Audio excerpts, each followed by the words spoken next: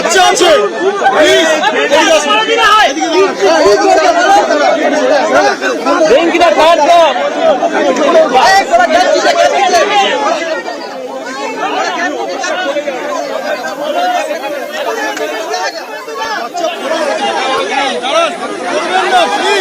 বাচ্চা আছে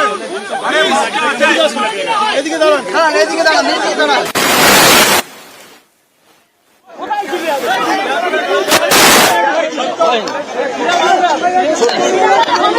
বাচ্চা পড়ে যাবে প্লিজ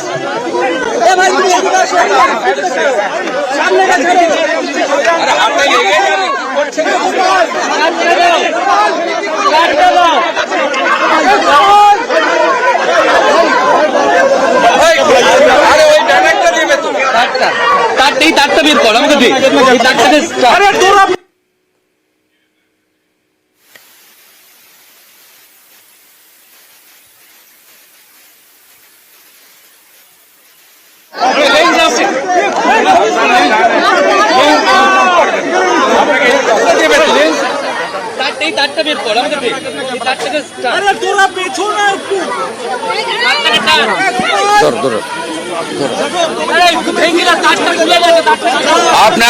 আপনারা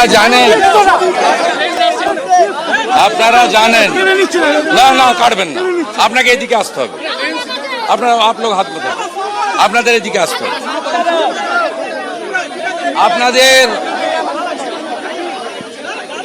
আপনাদেরকে বলি হ্যাঁ আরে খুঁচাচ্ছেন কেন এদেরকে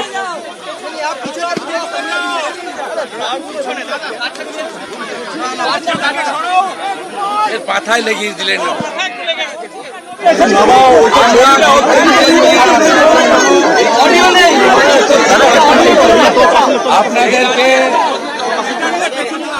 আপনারা একটা নতুন দৃশ্য দেখলেন সাংবিধানিক প্রধান মহামান্য রাজ্যপাল তার কাছে আমরা ভিকটিমদের নিয়ে আসার জন্য ভিকটিম অনুমোদন চেয়েছিলাম এই রাজ্যের বিরোধী দলনেতা হিসেবে আমি গতকাল উনাকে মেল করি উনার অফিস থেকে আমার সেক্রেটারিকে বলে মেল করে যে আপনারা সব ভিকটিমদের আনুন আমি মিট করব আজকে মমতার পুলিশ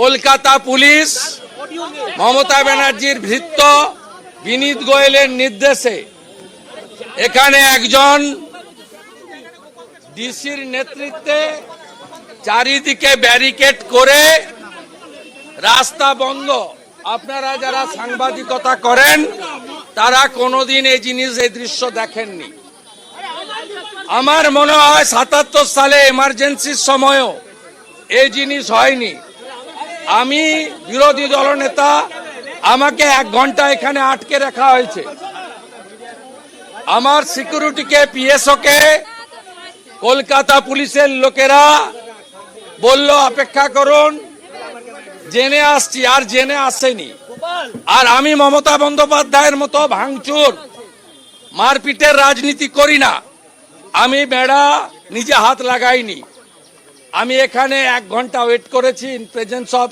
এভরি মিডিয়া গভর্নর সাহেবের ওএসডি এবং তার এডিসি কে মেসেজ করেছি গভর্নর সাহেবের পক্ষ থেকে বলা হয়েছে রাজভবনের কাস্টোডিয়ান তারা রাজভবনের বাইরের রাস্তা যেহেতু পুলিশের দায়িত্বে তারা যে কাজ করেছেন অন্যায় করেছেন এবং গভর্নর সাহেব তার অফিসকে দিয়ে তিনি তার ওএসডি আমাকে যেটুকু জানিয়েছেন তিনি মুখ্য সচিব স্বরাষ্ট্র সচিবের কাছে রিপোর্ট চেয়েছেন আমি তার মধ্যে যাচ্ছি না যেহেতু মহামান্য রাজ্যপাল মহোদয়ের লিখিত অনুমোদন আছে এবং 144-এর নামে এখানে আটকানো যায় না আমরা মিছিল করে যাইনি সবাই গাড়িতে ছিল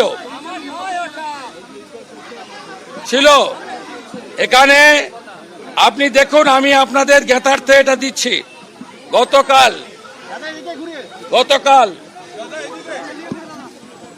গতকাল governor office 200 victim with LOP they রিটিন allowed us but under the leadership of Mirat Khalid না কে আছে জানি না, ওর নামটা আমি উচ্চারণ করতে পারি না, ওনার নেতৃত্বে বিনীত গোয়েলের নির্দেশে মমতা ব্যানার্জির নির্দেশে আমাদের আটকানো হয়েছে এবং এখানে ভিকটিমরা আছে।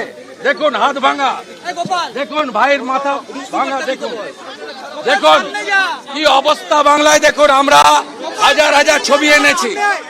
দেখুন এই পশ্চিম বাংলায় নির্বাচনের পরে কেন্দ্রীয় বাহিনী থাকা সত্ত্বেও তাদেরকে রাজ্য পুলিশ ব্যবহার না করে হাজার হাজার বিজেপি কর্মী সমর্থকদের উপরে অত্যাচার করা হচ্ছে আর সাংবিধানিক প্রধানের কাছে তার লিখিত অনুমোদন সত্ত্বেও জ্ঞাপন দিতে দেওয়া হচ্ছে না, তথ্য দিতে দেওয়া হচ্ছে না। আমি আমার পক্ষ থেকে রাজ্যপালকে লিখিতভাবে মেল করেছি। ভিকটিমদের পক্ষ থেকে মামনি দাস তিনি লিখিত কমপ্লেন করেছেন। আমরা উচ্চ আদালতের হস্তক্ষেপ চাইব এবং কলকাতা পুলিশের বিরুদ্ধে দৃষ্টান্তমূলক ব্যবস্থা যাতে না হয় তার জন্য আমরা করব এবং মমতা ব্যানার্জিকে বলে রাখি, একটা ডেপুটেশন ভিতরে দিয়ে আমাদের প্রতিবাদের আওয়াজ যতটা না সোচ্চার হতো, আপনার পুলিশ আপনার নির্দেশে স্বাধীনতার পরে যা হয়নি প্রথমবার করলেন। আপনি শুনে রাখুন, আমরাও 2,35,00,000 মানুষের ভোট পেয়েছি, আমাদের সঙ্গেও 39% ভোটারের প্রত্যক্ষ সমর্থন রয়েছে। তাই আপনি পারেন না এইভাবে আপনার পুলিশকে ব্যবহার করতে। এই লড়াই আরো তীব্র হবে এবং ধন্যবাদ মমতা পুলিশকে, তারা আজকে আমাদেরকে এখানে আটকে দিয়ে আমাদেরকে ঢুকতে না দিয়ে গোটা পশ্চিমবঙ্গের জনগণকে যারা তৃণমূলকেও ভোট দিয়েছেন তারাও মমতা ব্যানার্জির ফ্যাসিবাদী চরিত্র এবং তার যে প্রতিহিংসা পরায়ণ নিষ্ঠুর ভাবমূর্তি সেটা জনগণ আজকে দেখতে পেল। আমরা পরবর্তী পদক্ষেপ যা করার করব। গভর্নরের কাছে আমরা একদম ঘটনা লিখিতদের তালিকা ছবি প্রত্যেকটা জায়গায় আমরা নিয়ে এসেছিলাম এবং নিশ্চিতভাবে আমরা পরবর্তীকালে যেহেতু আমার জনস্বার্থের মামলা হাইকোর্ট গ্রহণ করেছেন, 18 তারিখে শুনানি করবেন মাননীয় প্রধান বিচারপতির বেঞ্চ, সেখানে আমরা যা করার করব। আর আজকে যেভাবে রাজভবনের লিখিত অনুমোদন সত্ত্বেও ডিটেন্ড করা হয়েছে, আমাদের আটকানো হয়েছে এবং কার্যত সাংবিধানিক প্রধানকে, তার অফিসকে, এলওপিকে আজকে চ্যালেঞ্জ করা হয়েছে। আমরাও এর চ্যালেঞ্জ সঠিক জায়গায় আগামীকালই করব। বিনীত গোয়েল প্রস্তুত থাকুন, আপনাকে আমি হুঁশিয়ারি দিয়ে যাচ্ছি। কিন্তু রাজ্যপালকে মান্যতা দেওয়া হচ্ছে না, রাজ্যপালের নির্দেশকে। এই জিনিস কোনোদিন দেখেছেন? আপনার পিতৃদেবকে, আপনার আরো অগ্রজদেরকে জিজ্ঞেস করবেন তো, কেউ দেখেছেন? এই রাজ্যের যারা দীর্ঘদিন ধরে দশকের পর দশক রাজনীতি করেন, সংবিধান করেন, বিভিন্ন পেশার সঙ্গে যুক্ত আছেন, ইনক্লুডিং মিডিয়া, কোনোদিন দেখেছেন এই জিনিস? কখনো দেখেছেন? 77 সালেও আমার মনে হয় জরুরি অবস্থার সময় রাজভবনে এইরকম অবস্ট্রাকশন করা হয়নি।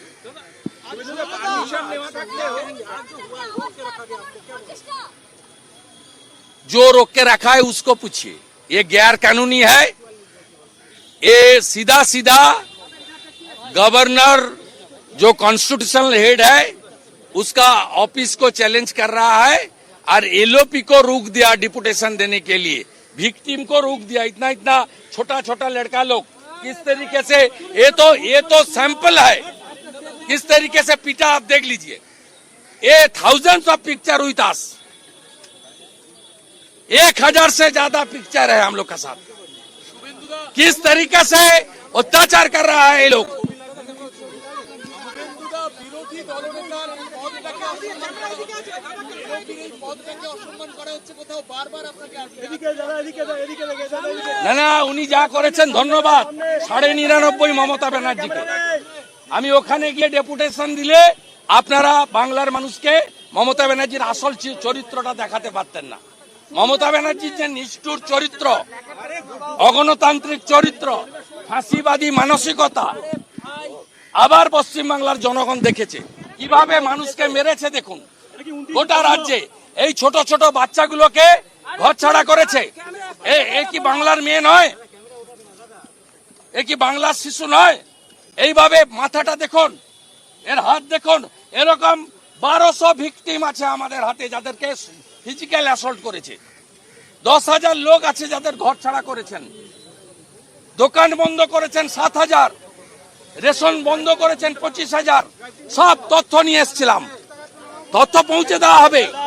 এ লড়াই ছাড়া হবে না, এ লড়াই চলবে। হুঁশিয়ার থাকুন মমতা ব্যানার্জি, আপনি পারবেন না আটকাতে। গণতন্ত্রে মানুষই শেষ কথা বলে।